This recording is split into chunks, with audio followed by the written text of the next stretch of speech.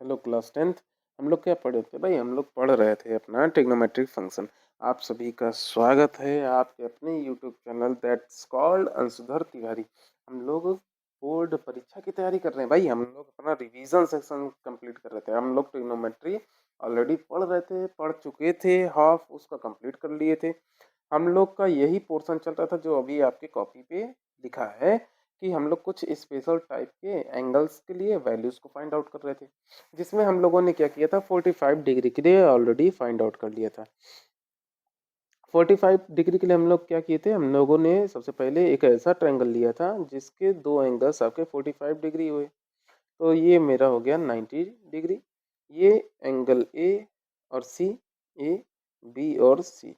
अब ये 45 डिग्री है तो ये भी कितना होगा बेटा 45, क्योंकि ये दोनों को जोड़कर इक्वल।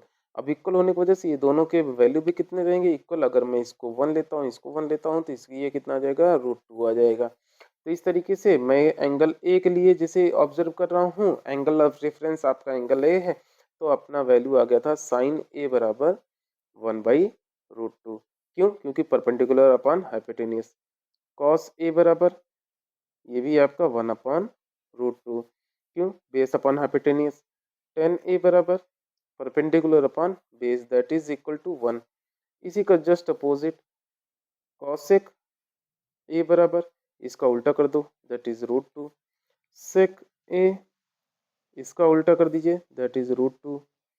और आपका कॉट ए, इसका उल्टा कर दीजिए, दैट इज इक्वल टू 1। ये आपने अभी तक पढ़ लिया था। अब हमने क्या पढ़ना है भाई? हमने पढ़ना है जो सेकंड एंगल अपने को लेना है, दैट्स इज 60 डिग्री। क्या लेना है बेटा? 60 डिग्री लेना है, और साथ ही साथ किसको लेना है, 30 डिग्री को लेना है।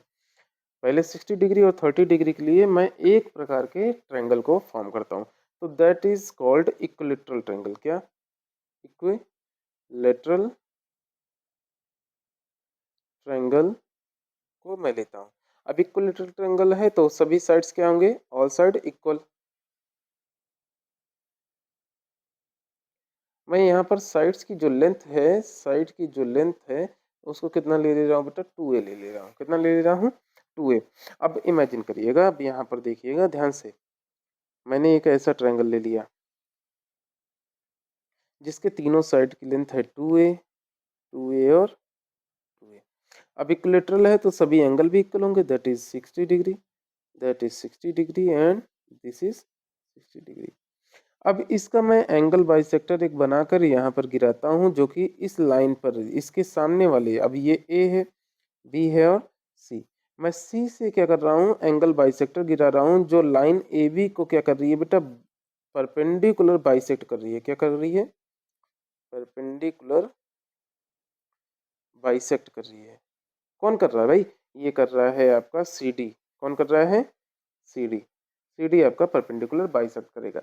अब परपेंडिकुलर बाइसेक्ट करने का मतलब क्या होगा, ये हाफ लेंथ को ए बना देगा, इधर हाफ को, और इधर हाफ को क्या कर देगा, इसको भी ए बना देगा। साथ ही साथ ये एंगल दो इक्वल पार्ट्स में डिवाइड हो जाएंगे। 60 का हाफ कितना होगा, ये 30 डिग्री बन जाएगा, और ये भी क्या बन जाएगा बेटा आपका, 30 डिग्री। अब ये सारी चीज़ें सारी प्लानिंग कर किस लिए रहे हैं, ताकि हम 60 डिग्री और 30 डिग्री दोनों को एक ही फिगर पे समझ लें।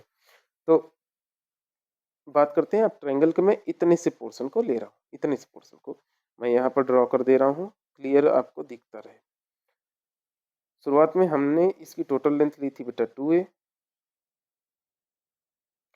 परपेंडिकुलर बाइसेक्ट गिरने के बाद ये लेंथ बची आपकी a। अब इस परपेंडिकुलर लेंथ को हमने सबसे पहले फाइंड आउट करना है, तो इसकी वैल्यू कितनी होगी, हाइपोटेनियस का स्क्वायर माइनस बेस का स्क्वायर इक्वल टू परपेंडिकुलर का स्क्वायर।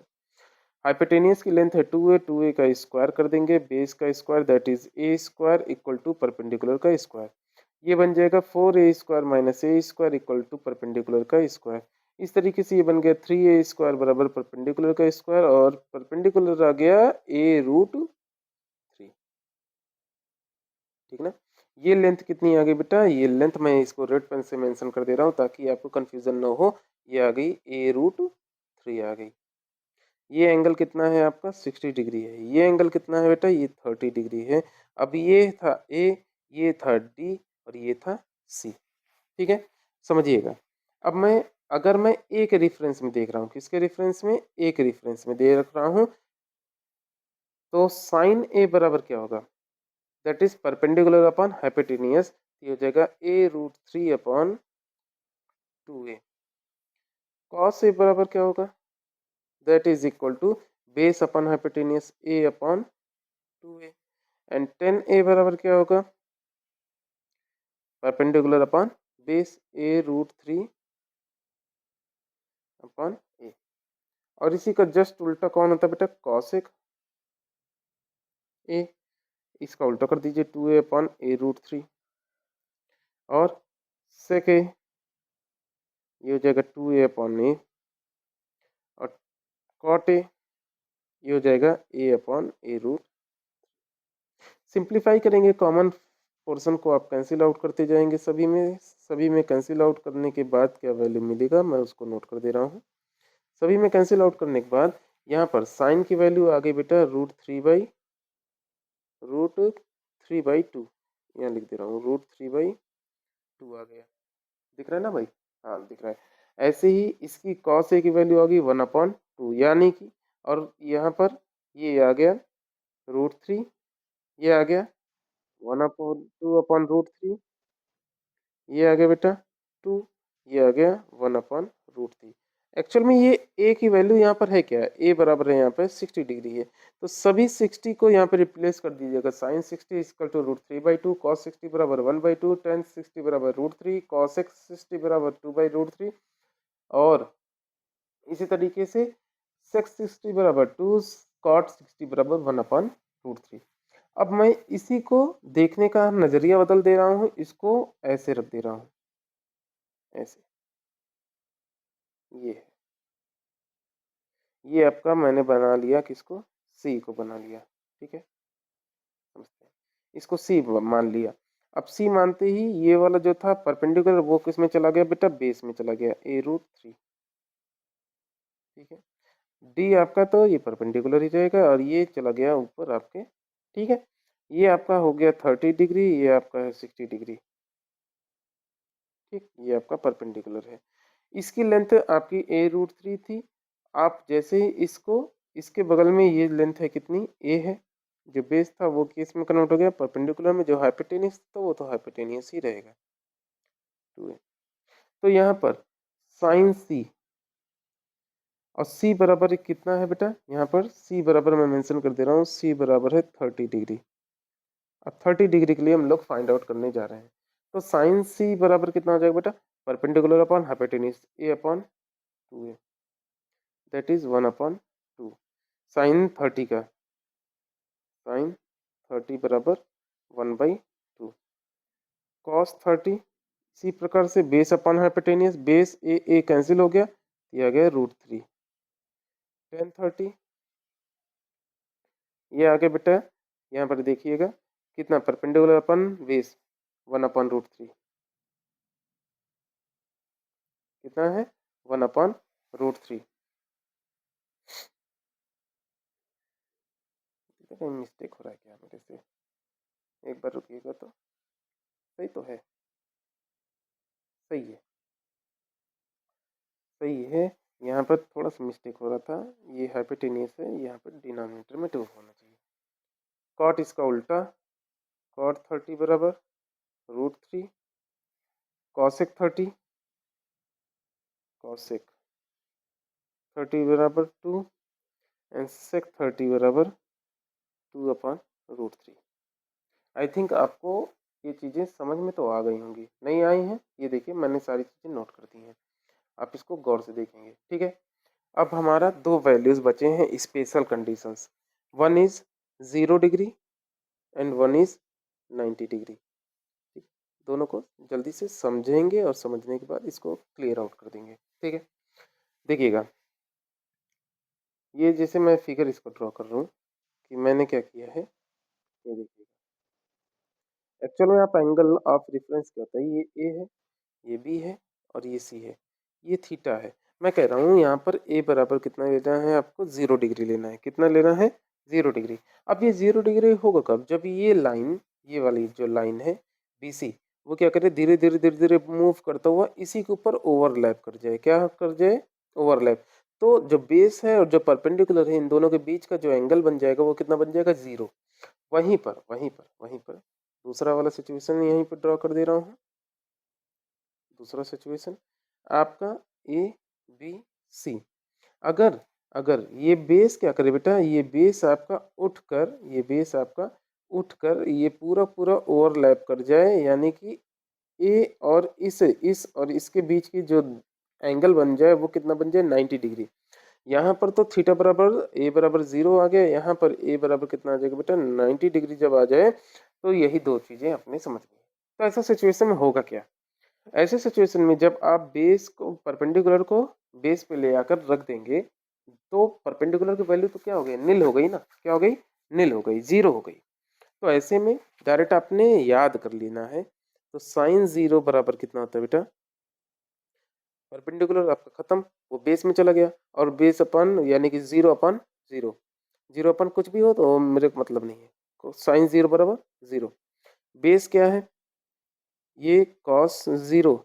ये देखिए, ये पूरा उठा के यहाँ आ गया, तो ये हो एक हो गया ना। ये कॉस 0 बराबर 1, टेन 0 बराबर 0, इसका उल्टा कॉसेक 0 डिग्री बराबर not defined, 1/0 not defined, sec 0 degree बराबर 1 एंड कॉट 0 बराबर not defined.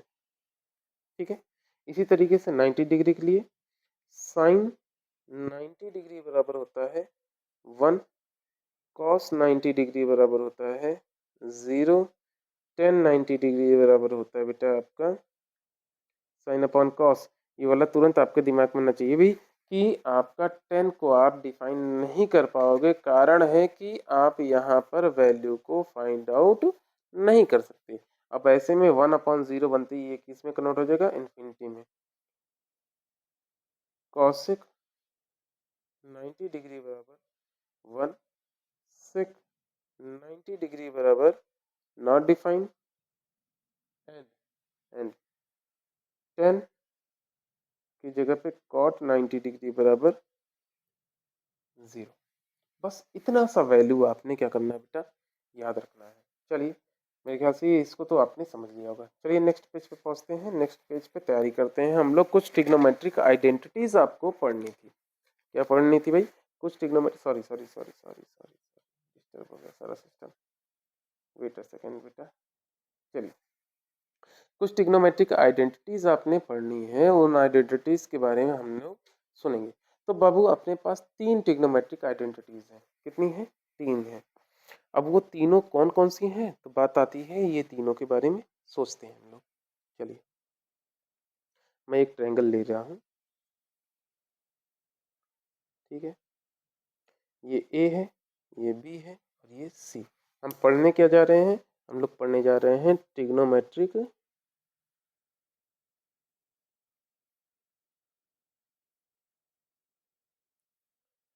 Identity. Trigonometric identity 3 है, तीनों के बारे में हम लोग पढ़ेंगे। बेस उसका एक है जो कि है साइन वाला और कॉस वाला। आप उसको एक बार समझ लेंगे ना, तो बाकी दोनों को करना बहुत और बनाना बहुत आसान है। चलिए चलिए, तो हम लोग चालू करते हैं। एंगल ए से ऑब्जर्व करना चालू करते हैं, ठीक ना। तो एंगल ए को मैंने ऑब्जर्व किया, तो मेरे को पता है साइन ए बराबर 90 डिग्री एंगल यहाँ पर है। साइन ए बराबर क्या होता है? Perpendicular upon hypotenuse, that is B C upon A C. Cos A बराबर कितना था बेटा? Base upon hypotenuse, that is A B upon A C. ठीक है। अच्छा, अब मैं परपेंडिकुलर बेस और हाइपोटेन्यूज की बात करूँ, यहाँ पे पाइथागोरस वाला नियम। तो ए सी का स्क्वायर किसके बराबर होता है? ए बी का स्क्वायर प्लस बी सी का स्क्वायर। यही है ना भाई? तो आप यही वैल्यूज को ले जाकर रखेंगे। अब मेरे को यहाँ से मैं निकाला कि बी सी बराबर कितना है बेटा? ए C into sine A.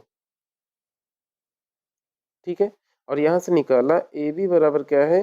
That is A C into cos A. मैं इक्वेशन फर्स्ट और सेकंड की वैल्यू को यहाँ पर ले आकर रख दिया। तो मेरा क्या आ गया, ए सी का स्क्वायर बराबर ए सी इंटू साइन ए का होल स्क्वायर प्लस ए सी इंटू कॉस ए का होल स्क्वायर। स्क्वायर को खोला तो ये क्या बन गया, ए सी का स्क्वायर इंटू साइन स्क्वायर ए। इसको ओपन किया तो ये बन गया ए सी का स्क्वायर कॉस स्क्वायर ए। ठीक है, और ये किसके बराबर था, ए सी के। तो ये ए सी का स्क्वायर बराबर ये बन गया, ए सी को दोनों में से मैंने कॉमन ले लिया, क्या बन गया, ए सी का स्क्वायर ये बन गया साइन स्क्वायर ए प्लस कॉस स्क्वायर ए। ए सी और ए सी कैंसिल आउट हुआ, वो भी एक बार में। तो ये आपका पहली आइडेंटिटी बन के तैयार हो गई, sine square A plus cos square A बराबर 1। ये आपने याद रखना है। अब एक बार तो हम लोगों ने प्रूव कर लिया, ये क्या करना है, आपने याद करना है। अब चाहो तो इसी तरीके से बाकी को भी हम लोग फाइंड आउट कर सकते हैं। कैसे कर सकते हैं भाई, कि हम लोग इमेजिन करते हैं कि 10 है, लेट 10 ए की बात करूं तो 10 ए बराबर क्या होता है, वो होता है परपेंडिकुलर अपॉन बेस। तो परपेंडिकुलर बीसी है, बेस क्या है, ए बी है। ठीक है, इसी तरीके से सेक ए बराबर क्या होता है, सेक एक बात करें तो सेक क्या होता है, जस्ट अपोजिट होता है। किसका होता है बेटा, वो कॉस का होता है। कॉस क्या होता है, बेस अपॉन हाइपोटेन्यूज, तो इसका होता है हाइपोटेन्यूज अपॉन बेस। तो हाइपोटेन्यूज क्या है, एसी है, और बेस क्या है, ए बी है। ठीक है, अब मेरे को यहाँ पर ए बी है और यहाँ पर बी सी है, मैं एक जगह से बी सी निकालूंगा, एक जगह से ए बी की वैल्यू निकाल लूंगा, मुझे कोई दिक्कत नहीं है। चलिए, तो मैं क्या करता हूँ भाई, एक जगह से किसको निकालूँ, कोई भी दो वैल्यूज आप उठा लो। चलो मैं ए सी को ले लेता हूँ और बी सी को ले लेता हूँ। तो बी सी बराबर क्या आ जाएगा बेटा, ए बी इंटू 10 ए। ठीक है, एंड ए सी बराबर आ जाएगा कितना, ए बी इंटू सेक ए। अब देखिएगा, यहाँ पर वही सेम बातें हैं, ए सी का स्क्वायर बराबर ए बी का स्क्वायर प्लस बी सी का स्क्वायर। ए सी का स्क्वायर मैंने यहाँ पर रखा तो ये आ गया ए बी इंटू सेक ए का होल स्क्वायर। ए बी का स्क्वायर मेरे को पता नहीं है तो ये ए बी का स्क्वायर लिख दिया। बी सी का मेरे को पता है, that is A B into 10 A का होल स्क्वायर। सिंप्लीफाई किया, इसको स्क्वायर कर दिया तो ये आ गया आपका ए बी का square into sec square A बराबर ए बी का स्क्वायर प्लस ए बी का स्क्वायर इंटू 10 स्क्वायर।